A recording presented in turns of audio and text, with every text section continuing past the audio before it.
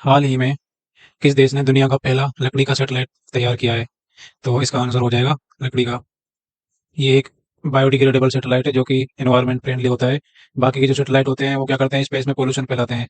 मलबा और कचरा ऑलरेडी इतना इकट्ठा हो रखा है स्पेस में। तो इन्होंने जापान ने ये इनिशिएटिव लिया है जिससे कि जो स्पेस का पोल्यूशन है वो कम किया जा सके। हाल ही में फिलीपींस में भारत का अगला राजदूत किसे नियुक्त किया गया है? तो ये हर्ष कुमार जैन है। ये फॉरेन विदेश मंत्रालय ने इसको नियुक्त किया है। आप बताओ, चाइना में भारत का राजदूत कौन है? तो चाइना में है प्रदीप कुमार रावत। प्रदीप कुमार रावत। हाल ही में भारतीय रिजर्व बैंक ने किस देश से 100 टन सोना वापस मंगाए जाने की जानकारी दी है? तो ये हम ब्रिटेन से ला रहे हैं। ब्रिटेन में एक बैंक है, बैंक ऑफ इंग्लैंड। आरबीआई के पास टोटल सोना कितना है? आरबीआई के पास टोटल सोना है 822 टन। और ये जो रिपोर्ट है ये मार्च 2024 तक की रिपोर्ट के अनुसार बताया है 822, जिसमें से 413 टन सोना विदेश के बैंकों में जमा है। जिसमें से एक तो ये हो जाएगी बैंक ऑफ इंग्लैंड, दूसरी है BIS, BIS international settlement bank, और एक और है जिसका नाम है फेडरल फेडरल रिजर्व बैंक। ये न्यूयॉर्क में है। और बीआईएस ये स्विट्जरलैंड में है। ये भारत का ही सोना था, क्योंकि भारत ने इसको 1990 1990 से 91 के करीब जब आर्थिक मंदी आई थी, तो उस टाइम भारत ने इसको लोन लेने के लिए गिरवी रखा था इस बैंक में, बैंक ऑफ इंग्लैंड में। भारत ने लोन लिया था करीब 405 मिलियन डॉलर, बिलियन डॉलर।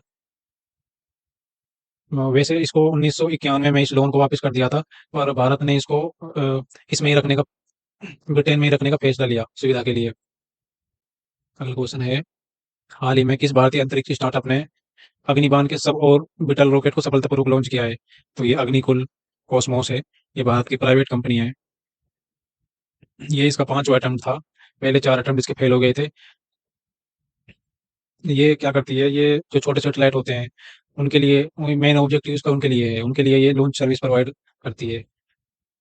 इसके पास काफ़ी एडवांस टेक्नोलॉजी है, जैसे 3D प्रिंटिंग। इससे क्या होता है, कम लागत में रॉकेट इंजन बनाती है ये। और एफिशिएंसी भी अच्छी आती है, टाइम भी कम लगता है। तो इसलिए ये इन चीज़ों पे फोकस कर रही है। इसका जो लॉन्च व्हीकल है उसका नाम क्या है? अग्निकुल का जो लॉन्च व्हीकल है उसका नाम क्या है? अग्निबाण। अग्निबाण। ये सिंगल फेस लॉन्च व्हीकल है। Single phase launch vehicle. इसने अपना एक लॉन्च पैड भी बनाया है जिसका नाम है धनुष। Launch pad. क्या नाम रखा है? धनुष। ये भी आपको याद रखना है। 2024 के टाइम्स मैगजीन ग्लोबल 100 सबसे प्रभावशाली कंपनियों में से किन भारतीय कंपनियों को शामिल किया गया है? तो ये तीनों कंपनी है, serum institute of India, Tata group और रिलायंस इंडस्ट्रीज लिमिटेड। तीनों ही आ जाएंगी। कौन सी भारतीय कंपनी तंजानिया के दार एस सलाम बंदरगाह पर कंटेनर टर्मिनल 2 पोर्ट का संचालन करेगी? तो ये करेगी इसका संचालन Adani international ports holding private limited. A option इसका सही हो जाएगा। इसने अडानी ने इस बंदरगाह को 30 साल के लिए लीज पे लिया है। ये तंजानिया जो देश है ये अफ्रीका का देश है। इस संस्था को डब्ल्यूएचओ से स्वास्थ्य संवर्धन के लिए 2024 नेल्सन मंडेला पुरस्कार प्राप्त हुआ है, डब्ल्यूएचओ से। तो ये हुआ इनको, नीम्स को, नीम हैंस को, जिसकी फुल फॉर्म है national national institute of mental health and neuroscience. National national institute of mental health and neuroscience. विश्व तंबाकू निषेध दिवस 2024 की थीम क्या थी? तो इसकी थीम है बच्चों को तंबाकू उद्योग के हस्तक्षेप से बचाना। Option D. Mass communication internship programme हाल ही में किस मंत्रालय ने शुरू किया है? ये किया है जल शक्ति मंत्रालय ने। जल शक्ति मंत्रालय के मंत्री कौन है? गजेंद्र सिंह शेखावत। इसमें ये जो है गजेंद्र सिंह शेखावत, और ये जोधपुर राजस्थान के हैं।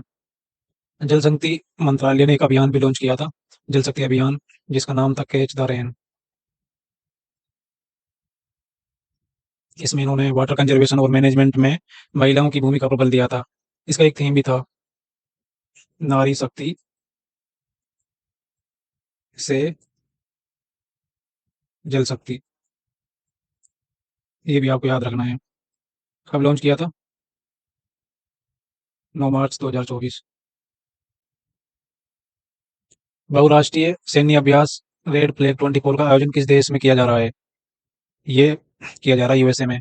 इसका आयोजन 2 फेज़ में किया जाएगा। पहला जो फेज़ है उसमें नवादा एक जगह है अमेरिका में वहाँ पे, और दूसरा है अलास्का। ये दोनों जगह अमेरिका में है। 1975 ये हम 1975 से कर रहे हैं। किनके बीच होता है ये? ये होता है इंडियन एयर फोर्स के बीच। ये भी आपको याद रखना है। तो ये था आज का वीडियो। मिलते हैं कल के वीडियो में। Thank you.